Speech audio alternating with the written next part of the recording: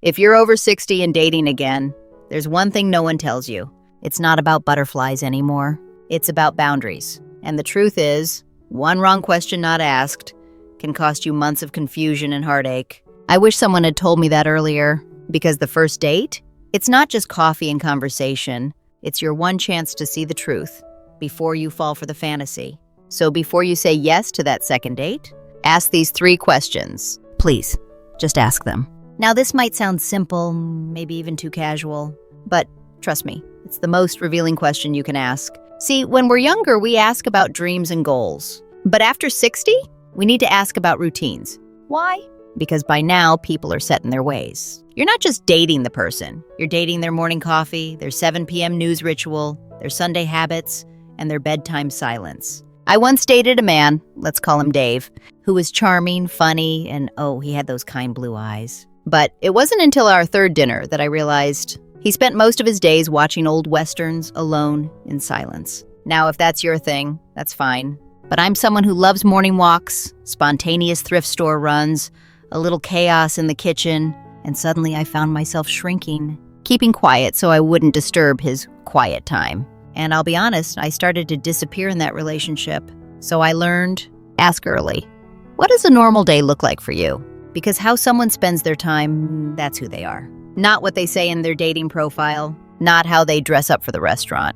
Ask that one question and listen closely. Do they sound active? Do they sound bored? Do they leave space in their day for someone else? Or is it all already booked? Because here's what no one tells us after 60. Compatibility isn't about chemistry. It's about rhythm. And if your rhythms don't match, you'll always feel like you're dancing out of step, no matter how good the music is. I know. Talking about conflict on a first date sounds like bringing a storm cloud to a sunny picnic. But hear me out. After 60, we don't have decades to waste figuring someone out. We don't have the energy for silent treatments, for slamming cabinet doors instead of talking. We've lived too long to play guessing games. So asking someone, how do you handle conflict? Oh, that's powerful. It tells you everything about their emotional world.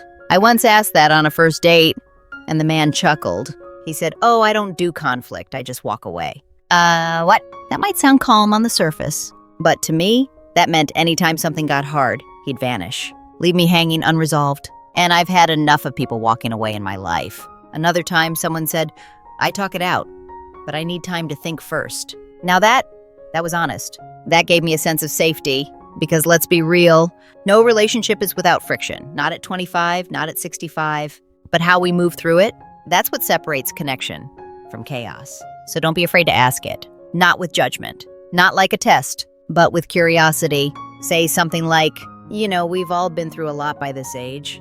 How do you usually handle things when emotions get high? Then just let them talk. Notice their tone.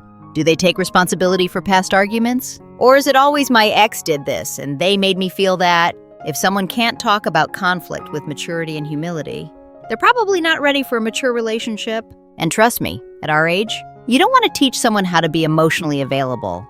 That's not your job. That's their work. What you want, what we deserve, is someone who can meet you where you are, not where they were 20 years ago. Whew! Now we're getting to the core of it. This question, it's not about putting pressure on someone. It's about clarity. Because after 60, commitment isn't always about rings or moving in together. It could mean being exclusive, or seeing each other a few times a week, or simply being emotionally reliable, even if you live in separate houses. But you know what causes heartbreak? Assumptions. I assumed a man I dated wanted the same kind of steady relationship I did. He assumed I was okay with being casual companions. We both smiled on the outside, but inside, we were both quietly disappointed, and that slowly killed the spark. So now I ask it clearly, what does commitment look like to you now? And the answers? They'll tell you everything. You'll find out if someone's still healing, if they're looking to fill a void, or if they're ready to actually build something steady, even at this stage in life. And here's the real shocker. Sometimes, even you don't know what commitment means to you until you ask them, because their answer might open something in you, a question you didn't even know you had, a fear, a desire, a boundary you need to speak. We're not in our 20s anymore. We've seen divorces, deaths, disappointments. So it's okay if your definition of love has changed. Maybe you don't want to live together.